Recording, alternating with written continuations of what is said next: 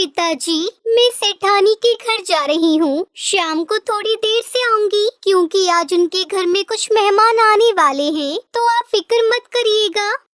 मुझे माफ कर देना बेटी, मैं बहुत ही बदकिस्मत बाप हूँ जिसकी वजह से तुम्हें इतनी छोटी सी उम्र में इतना सब करना पड़ रहा है।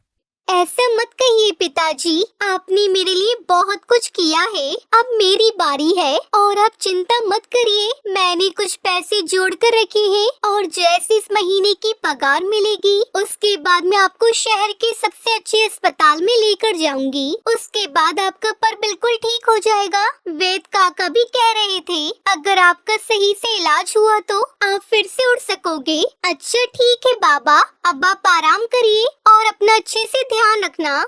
इतना बोलकर टुनटुनी अपने गांव की एक सेठानी के घर झाड़ू पोछी का काम करने चली जाती है। अरे टुनटुनी, अच्छा हुआ आज तो जल्दी आ गई। आज शहर से मेरी मौसी का बेटा कालू कुछ दिनों के लिए यहाँ आ रहा है, तो उसके लिए मेहमान वाला कमरा अच्छे से सफाई कर दे। और हाँ, उसे खीर बहुत पसंद है, तो सबके लिए आज शाम को खीर भी बना दियो। ठीक है मालकिन। उसके बाद टुनटुनी अपने कामों में लग जाती है। शाम को कालू घर आता है। अरे दीदी, आप तो बिल्कुल ही बदल गई। मेरे पास मौसी का फोन आया था, वो कह रही थी कि तुम यहाँ अपनी इंटरव्यू के लिए आ रहे हो, तो मुझे बहुत खुशी हुई। और बताओ सब कैसे हैं? तभी वहाँ पर टुनटुनी सबके लिए खीर लेकर आती है। दीदी, ये चिड़िया कौन है? ये मेरे घर की काम वाली है। आपके तो भाग ही खुल गए हैं दीदी, एकदम रानी की तरह रखा है जीजू ने आपको। कालू काफी सालों बाद अपनी बहन सुंदरी कौवी से मिल रहा था और उसकी इस तरह अमीरों वाली शानो शौकत देखकर उसको अपनी बहन से बहुत ही जलन होने लगती है।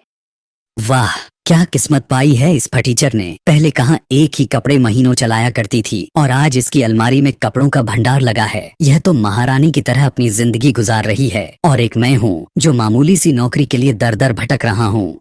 ये सोच तो ये कालू सो जाता है। अगली सुबह जब कालू अपनी बहन के कमरे में जाता है तब सुंदरी अपनी अलमारी में अपने जेवरात रख रही होती है। अरे कालू, उठ गया तो ये देखी नेकलेस तेरे जीजा जी ने मुझे पिछले साल ही मेरी एनिवर्सरी पे दिया था। अरे वाह दीदी, यह हार तो बहुत ही सुंदर है। यह तो बहुत ही महंगा होगा ना? अरे महंगा महंगा नहीं, बहुत महंगा। ये तो तेरे जीजा जी ने मेरे शहर के जंगल से स्पेशल ऑर्डर करके मंगवाया था। पूरे 50 लाख का है।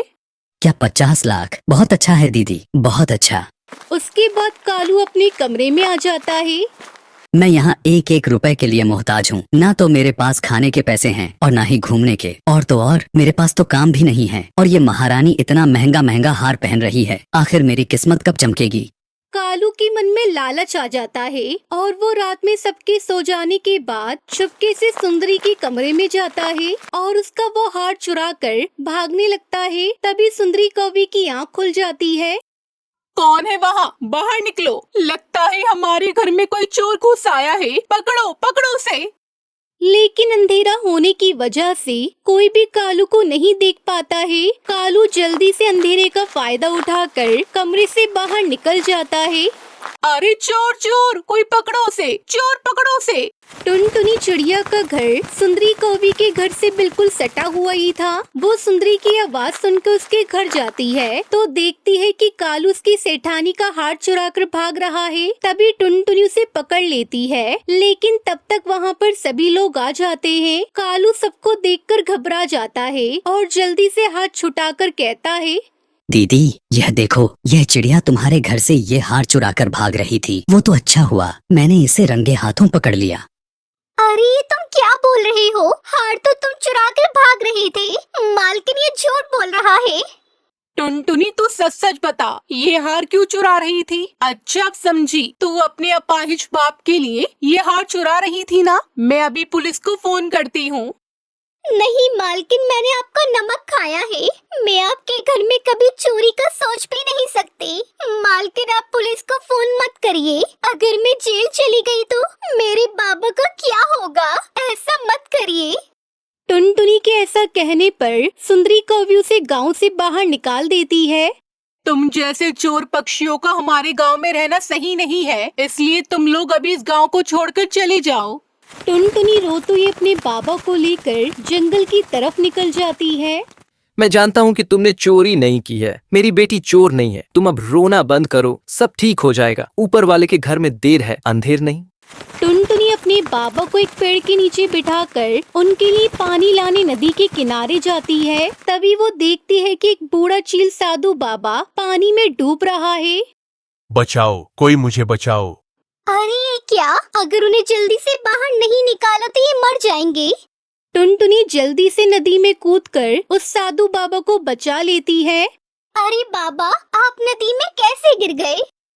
बेटा, मेरा घर उस पहाड़ी के ऊपर है और मैं हर रोज इस नदी से पानी लेकर अपने जादुई खेत में पानी डालता हूँ। लेकिन आज इस बुढ़ापे की वजह से मेरा पैर फिसल गया और मैं नदी में गिर गया। अगर आज तुम नहीं होती तो पता नहीं, शायद मैं इस दुनिया में नहीं होता। लेकिन बेटी, तुम इस जंगल में क्या कर रही हो?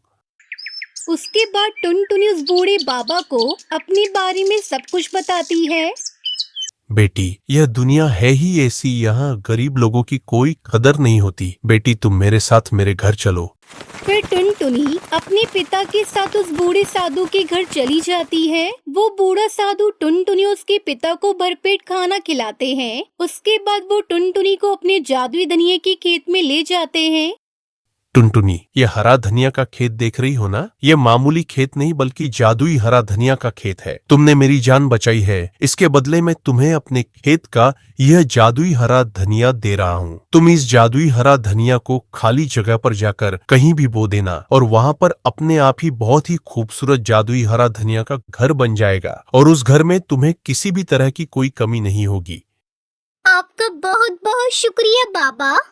टुनटुनी उस बूढ़े साधु बाबा का धन्यवाद करके उसके घर के पास ही खुली जगह पर वो धनिया बो देती है और देखते ही देखते वहाँ एक बहुत ही खूबसूरत हरा धनिया का घर बन जाता है और उस घर के अंदर उनकी जरूरत की सारी चीजें होती हैं। फिर टुनटुनी अपने पिता का अच्छे हॉस्पिटल में इलाज कराती है और कुछ ही दिनों के बाद उसका पिता बिल्कुल ठीक हो जाता है और फिर सब मिलजुल कर उस जादुई हरे धनिये के घर में खुशी खुशी रहने लगते हैं। सुनिए जी, आप पापा बनने वाले हैं। कम से कम अब तो शराब पीना छोड़ दीजिए। कम बखत, मैं कुछ नहीं बोल रहा हूँ तो तू मेरे सर पर चढ़ी जा रही है। मैं शराब। एक गांव में टुनटुनी चिड़िया अपनी माँ टूनी चिड़िया के साथ रहती थी। टुनटुनी का पिता कालू कौआ एक बस ड्राइवर था। टुनटुनी जब भी अपने पिता को लकड़ी की बस चलाते हुए देखती तो उससे कहती, पिताजी, मैं भी लकड़ी की बस चलाना सीखना चाहती हूँ क्योंकि बड़ी होकर मैं भी आपकी तरह लकड़ी बस ड्राइवर बनना चाहती हूँ। ठीक है बिटिया, जब तेरे स्कूल की छुट्टी होगी मैं तुझे लकड़ी बस चलाना सिखा दूंगा। आप ये क्या कह रहे हैं जी? बेटी है, शादी करके दूसरे घर जाना है, इसे लकड़ी बस चलाना सिखाकर क्या करना है? जल्दी से इसकी पढ़ाई पूरी हो जाए तो एक अच्छा रिश्ता देखकर इसकी शादी कर देंगे। टुनटुनी की माँ, अगर बिटिया लकड़ी बस चलाना सीख जाएगी तो इसमें बुरा ही क्या है? बेटा तू उदास मत हो, तेरी माँ तो कुछ भी बोलती रहती है। मैं तुझे लकड़ी बस चलाना जरूर सिखाऊंगा, ये मेरा वादा है। इस तरह कुछ दिन बीत जाते हैं। वादे के मुताबिक कालू टुनटुनी को बस चलाना सिखा देता है। कुछ समय बाद पढ़ाई भी पूरी हो जाती है। एक दिन जब कालू कौआ भोजन कर रहा था तब टूनी चिड़िया उससे कहती है, सुनो जी, अपनी टुनटुनी बड़ी हो गई है, कोई अच्छा रिश्ता देखकर उसके हाथ पीले कर दो। कब तक बेटी को घर में बिठाए रखेंगे? टुनटुनी की माँ, तुमने तो मेरे मुंह की बात छीन ली। कल मेरा दोस्त बंटी कबूतर मुझसे मिला था। वो अपने बेटे की शादी टुनटुनी से करना चाहता है। उसका इकलौता बेटा है मैक्स। वो शहर में नौकरी करता है। छोटा परिवार और सुखी परिवार है। तुम कहो तो मैं आगे शादी की बात करूँ। ये तो बड़ी अच्छी बात है जी, तुम शादी की तारीख पक्की कर दो। बंटी कबूतर भी लकड़ी की बस चलाता था। वो कालू कौवे का बहुत अच्छा दोस्त था। जल्द ही टुनटुनी की शादी बंटी कबूतर के बेटे मैक्स कबूतर से हो जाती है। टुनटुनी अपने ससुराल में बहुत खुश थी। अचानक एक दिन मैक्स की नौकरी छूट जाती है और वो शराब पीकर घर आता है। ये क्या जी, आपने तो शराब पी रखी है, लेकिन आप तो शराब कभी पीते ही नहीं थे। उस दिन के बाद से मैक्स रोज रोज शराब पीकर घर आने लगा और जरा जरा बात पर झगड़ा करने लगा। इसी बीच टुनटुनी अंडे देने वाली होती है। वो ये बात मैक्स को बताती है। सुनिए जी, आप पापा बनने वाले हैं, कम से कम अब तो शराब पीना छोड़ दीजिए। कम बखत, मैं कुछ नहीं बोल रहा हूँ तो तू मेरे सर पर चढ़ी जा रही है। मैं शराब रोज पीऊंगा, तेरे बाप की नहीं पीता। आपको पता है शराब पीने से आपकी तबीयत खराब हो जाएगी। अगर आपको कुछ हो गया तो मेरा और मेरे आने वाले बच्चे का क्या होगा? तू ऐसे नहीं मानेगी, मैं अभी तेरा इलाज कर देता हूँ। इतना कहकर वो एक छड़ी से टुनटुनी को पीटने लगता है। जब टुनटुनी का ससुर बंटी उसे बचाने आता है, तब नशे में धुत मैक्स अपने पिता के सर पर वार कर देता है। बंटी वहीं मर जाता है। मैक्स अपने पिता को मरा हुआ देखकर डर गया और वहाँ से भाग गया। टुनटुनी की सास बंटी को मरा हुआ देखकर अपना सुध-बुध खो बैठती है। इस तरह 1 महीना गुजर जाता है। घर का सारा पैसा खत्म हो गया। तब टुनटुनी लकड़ी की बस चलाने का फैसला करती है। माँ जी, मैं बस चलाने जा रही हूँ, आप अपना और घर का ध्यान रखिएगा। लेकिन बहू, तू तो माँ बनने वाली है, ऐसे में तेरा बस चलाना ठीक नहीं होगा। पर माँ जी, घर में अब कोई कमाने वाला बच्चा भी तो नहीं है। अब मैं चलती हूँ, आपका भोजन बनाकर रख दिया है, समय पर खा लीजिएगा। इतना कहकर टुनटुनी वहाँ से चली जाती है। दिन भर टुनटुनी बस चलाती है और शाम होने पर अपने घर लौटती है।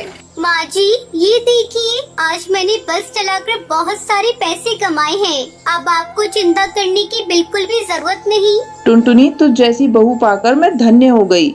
कुछ दिनों बाद मैक्स कबूतर घर लौट आता है और अपने किए की माफी मांगने लगता है, लेकिन टुनटुनी चिड़ियों से माफ नहीं करती और उसे वहाँ से भगा देती है। मैक्स, मैं अपने बच्चे पर तुम्हारा साया भी पड़ने देना नहीं चाहती। इस तरह दोनों सास बहू खुशी खुशी रहने लगती है।